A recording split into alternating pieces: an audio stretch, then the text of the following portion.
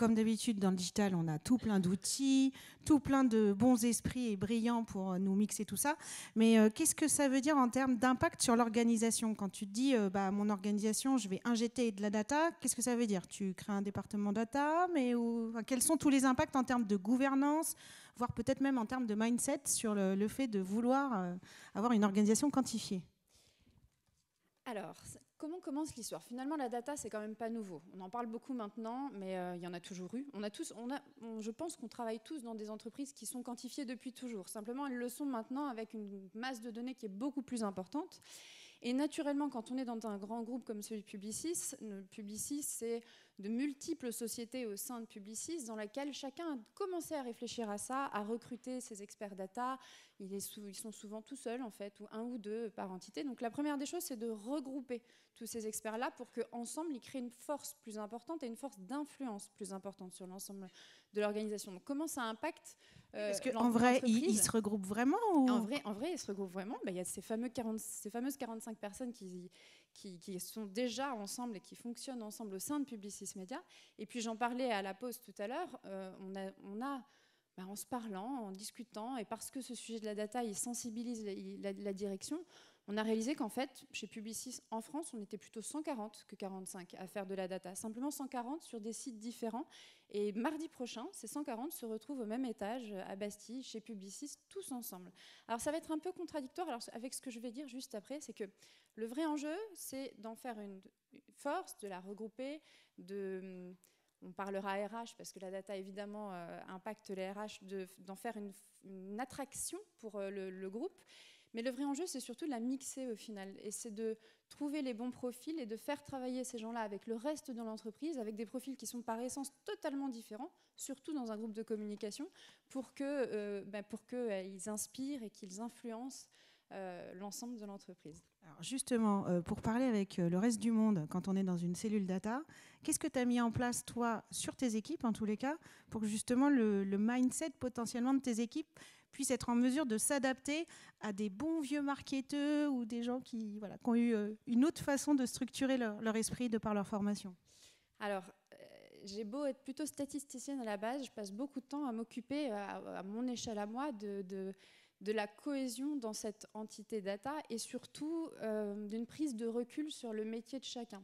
Et ce que j'ai fait récemment, c'est que je ne suis probablement pas les bons noms, il y a des spécialistes probablement dans la salle, mais j'ai fait cette fameuse formation arc-en-ciel à mon équipe. Pour ceux qui connaissent, on qualifie les types de talents par couleur, bleu, rouge, vert, jaune. On l'a fait tous ensemble, moi y compris, tous les profils de l'équipe data.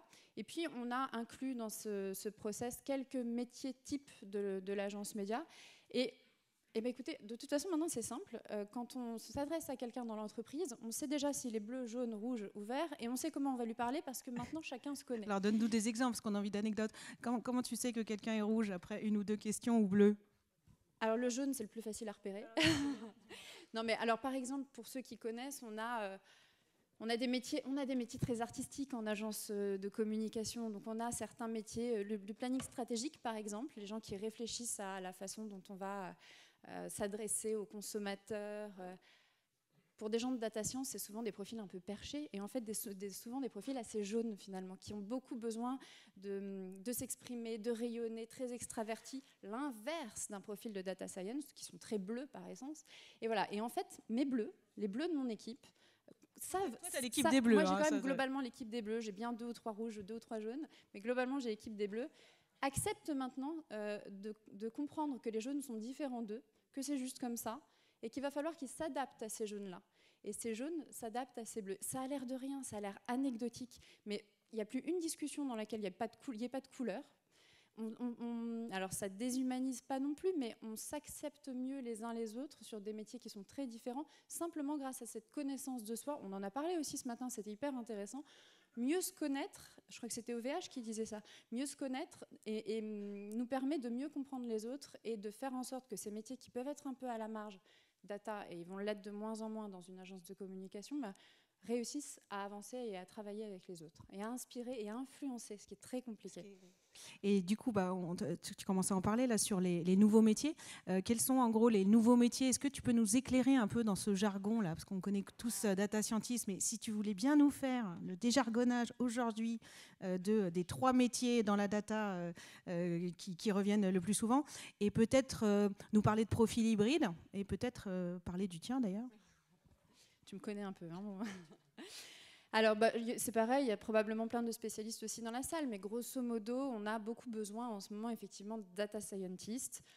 Les data scientists, il y a encore quelques années, on les appelait des statisticiens. Hein. Maintenant, c'est data scientists, c'est bien plus à la mode, mais ça reste des statisticiens ou des data miners. C'était une matière, quand moi j'ai fait mes études de stats, le data mining, ça commençait à émerger.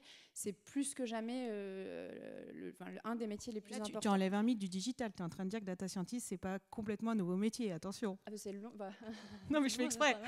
Donc, c'est un data miner plus un data analyst. Data miner, donc un data scientist, quelqu'un qui fait de l'analyse de données, qui fait du traitement de données statistiques par différents types de méthodes statistiques. Il nous faut aussi beaucoup de data engineers, de data architectes, des gens qui savent la collecter, ces données, qui savent l'organiser, la structurer, la stocker. Ces gens-là sont au service des data scientists qui, eux, l'analysent, en font des analyses statistiques et qui, eux-mêmes, sont au service des data analystes qui, eux, doivent être au plus près du business, des annonceurs, des marques, des entreprises pour transformer cette data en insight opérationnel et en connaissance.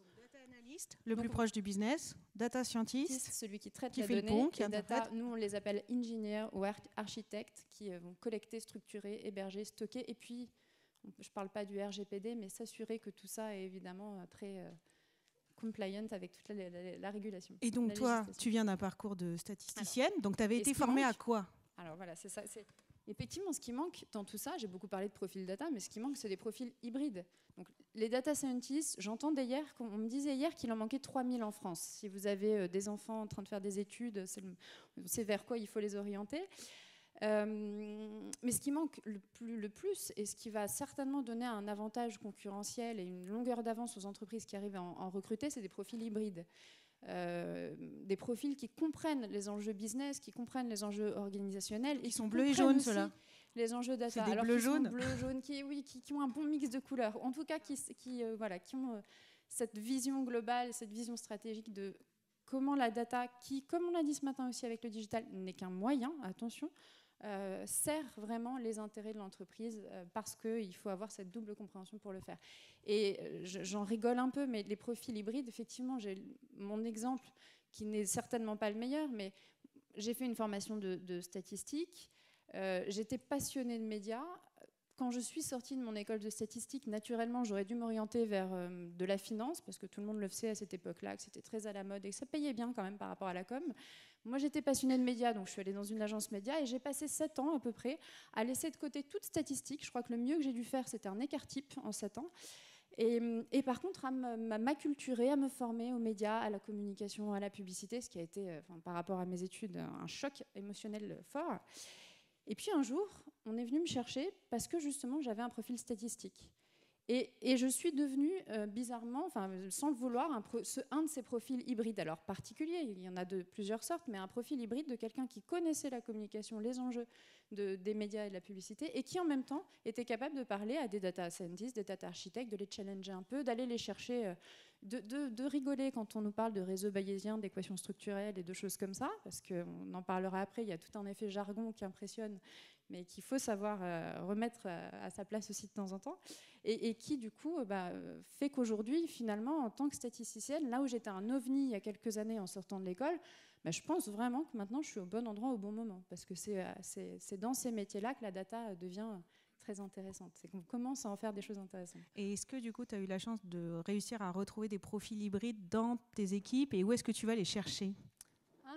C'est une nouvelle question. C'est une nouvelle question. Est-ce que j'ai la chance? Je pense qu'on peut les créer, ces profils hybrides. On peut ouvrir... j'ai par exemple 2-3 profils dans mon équipe qui sont déjà par nature très ouverts, qui ont envie de comprendre, qui ont envie de connaître, et qu'on peut simplement, en les faisant travailler, en les immergeant dans d'autres équipes,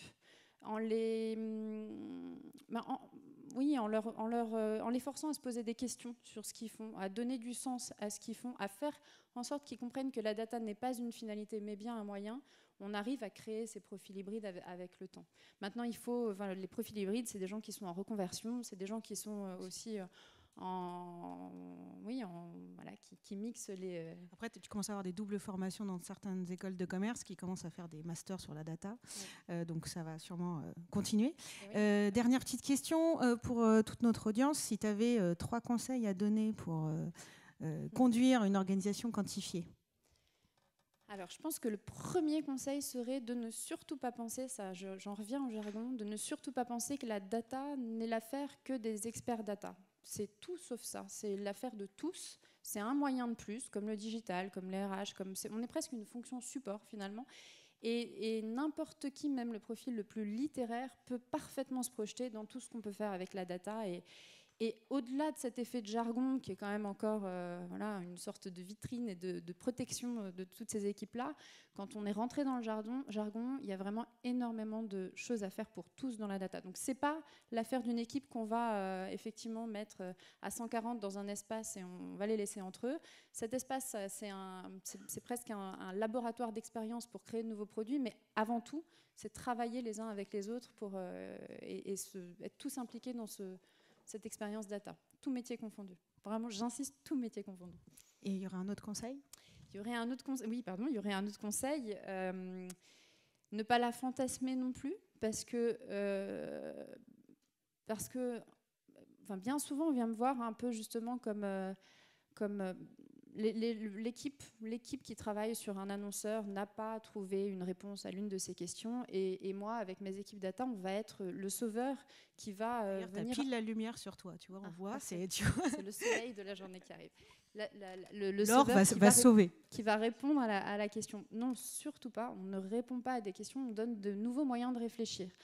Donc ne fantasmons pas la data. La data ne vous n'apportera pas tout, ne remplacera pas tout, et surtout ne remplacera pas l'humain, l'intuition et la prise de risque qui est liée à cette intuition.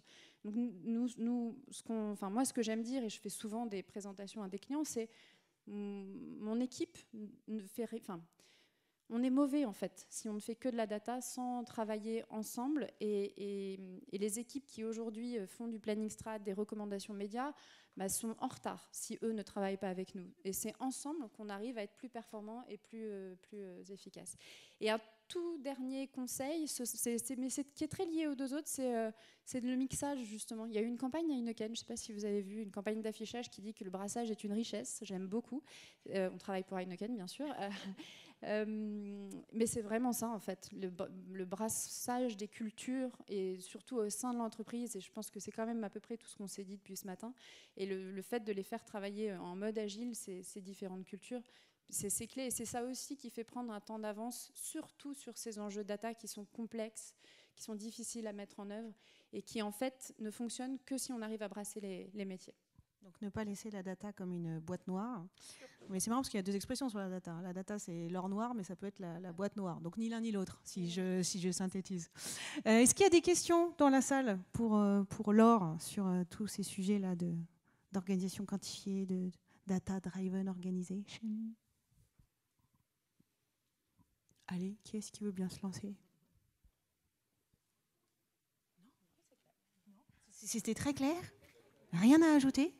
Bon, comme ça, on va récupérer le temps. Merci beaucoup. Merci, là.